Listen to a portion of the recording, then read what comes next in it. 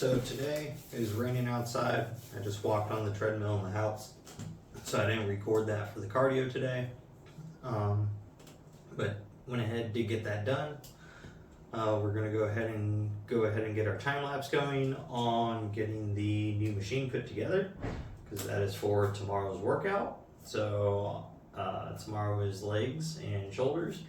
So that already kind of deduces it down to which two body groups this thing's for. And we will go ahead and shortly continue on trying to get this thing unpacked and sorted out and put together. And hopefully it's all here now.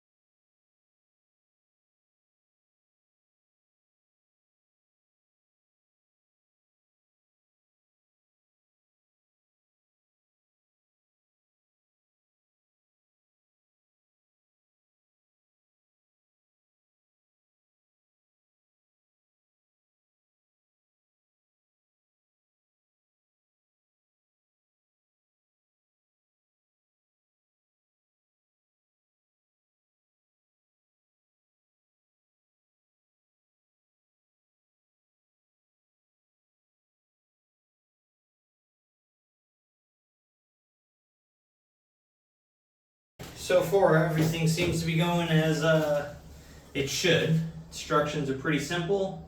Even my blind self can follow along the pictures. The print for the hardware itself in the diagrams kind of hard to read, along with their packaging for the nuts and bolts. It's all organized per size with the specific number and everything, which is great. Problem is that is like real blurry. It's almost like the ink was smeared when it printed to the cardboard backing. So that makes it a little hard. But other than that, everything seems to be going together pretty nice. So far, all the bolt holes line up, which oddly enough is a big problem for a lot of manufacturers for anything that's mass produced. This definitely isn't feels as though the heaviest piece of equipment as per like gauge of steel and whatnot. It definitely doesn't have that commercial feel, but it's not supposed to be a commercial machine. It's designed to be at home, and it's priced definitely, I think, inside the price to be that. We'll go over that at the end when I kind of review how it feels when I actually go to use this thing. And then my actual leg day tomorrow, I'll have some more to talk about it. But other than that, everything seems to be pretty easy going so far. So we're going to go back to it and keep on going.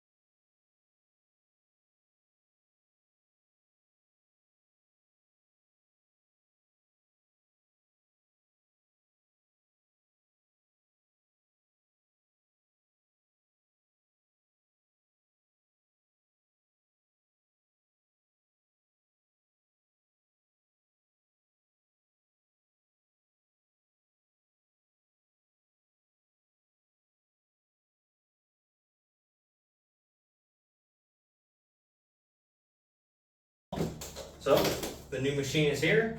It's a hack squat machine. This is to help our leg days out. So we're starting off with this as another addition to the gym now. I like these for multiple reasons. We can kind of go through it in the sauna talk today. We'll go over why these are great machines and why I think using them is even better.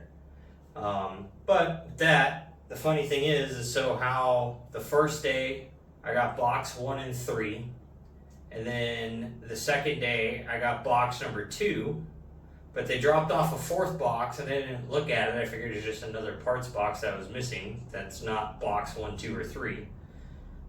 Turns out it is also in box 1, which is hilarious. So now I have another third of this machine sitting over here on the ground. So we'll talk about that too with companies and wastefulness, and I don't even understand how weird things like that happen, but we'll get there. So I'll go ahead and see you guys in the sauna later on today. Alright y'all, we're in the sauna. We finished up doing the hack squat machine, getting that thing assembled. So the assembly on that was pretty easy for the most part. Like I was saying, just the only messed up part out of it all was the bolt and nut little packages. Like the numbers were all smeared, so that was a little difficult for me initially to figure out. But I was able to deduce them and get that taken care of, for which bolts go where. The actual assembly itself, super simple. That was way easier than my functional trainer. Obviously, way less parts and things put together. The fitment of everything, pretty good. Everything all lined up. Nothing was really funky. The pads, for sure, definitely lack any source of quality. I feel like that'll definitely be the weak point to that thing when it does have a problem or fails. Is going to be probably that. The bolt attachments to it, they already feel kind of weak, per se, as you're just threading the bolts in. Half them instantly just kind of spin once they start to snug. So the whatever type of fastener, riv nut, or whatever they have inside of the backing material is not crimped very tight to start with. I put those all on with just a wrench because I knew the impact gun obviously would be way too strong for that. But yeah, so I mean, other than the pad quality being a little weird, if you're short and you want to use that as a like V-squat reverse hack squat, so you're facing into the machine like you're trying to tackle it, you might have some problems with the safety catch maxing out on its range. I'm 5'11 and a half, and right at the very bottom of my reverse squat, I hit the safety. So it's great for me because if I fail, hey, I'm already down there and I can stretch just a little bit more and get out of it. But if you're shorter, you're going to hit that safety before hitting maximum depth, so that could be a problem to be aware of. Let's see. I'm pretty excited to use that thing tomorrow. Tomorrow's leg day.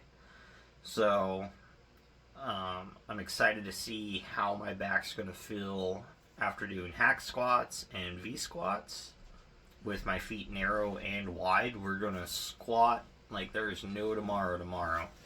So, and then we are going to start working on programming a new workout schedule. We're going to start doing cardio probably every day, or should I say every evening. And possibly doing the sauna every evening, but probably just 4 times a week still. or should I say every other day. The reason for this is I want to increase my total amounts of steps I'm doing, as well as I want to be able to dedicate an entire day to just arms and to shoulders, so that way I can get just a solid workout in. Because splitting my chest and then doing tries afterwards, yeah, they're already a little fatigued, but I'm not getting a full emphasis onto my triceps because I've already fatigued myself doing chest. And I feel like I could probably do 1 or 2 more chest movements at the end of my chest exercise, but then I definitely wouldn't have enough energy to do any more triceps. So we're going to go ahead and get a full chest, back, arms, shoulders, and legs. I have to figure out which order I want to do them in again. We'll probably do chest, shoulders, back, arms, and legs. And then we'll just repeat, since that'd be 5 days apart for recovery time. But more or less still hitting it twice a week, quote unquote. So that should be able to start increasing my ability to focus on my weaker points that I have. One, increasing the volume that they're getting hit, because now it's not just it's still currently twice a week, but with the rest day in between, or should I say quote unquote cardio day in between, it's still the same time period. It's still 5 days apart of hitting everything, but each session's going to be a lot more intensified and precise. So we should be able to see quite a few larger strides there, especially in the arms and shoulders department, because that's where I really want to get the most growth right now. I have a decently sized chest and I have some lats, so I'm not too worried about those. I definitely want my legs to get bigger, so being able to hit legs a lot more solidly on the leg day is going to be a big benefit. So our big focus right now is legs, arms, shoulders. Chest, we're going to try to just grow a little bit, but we're just kind of cruising on those. Like, they're still going to get hit hard, but we're not really too worried about overall growth there. Back, we're still going to focus on getting the lats bigger, getting the traps bigger. So, can't ever have big enough lats and traps. Well, traps you can, but lats you definitely can't. But yeah, so that's our goals with that. Tomorrow, when we hit legs, I'll talk about the hack squat machine itself, the way it feels while functioning, the way the weight loads on it, and all of that stuff. So with that, I will leave you guys off, and I'll see y'all tomorrow. And just remember, get out there and go get shit done. Don't be a lazy fuck.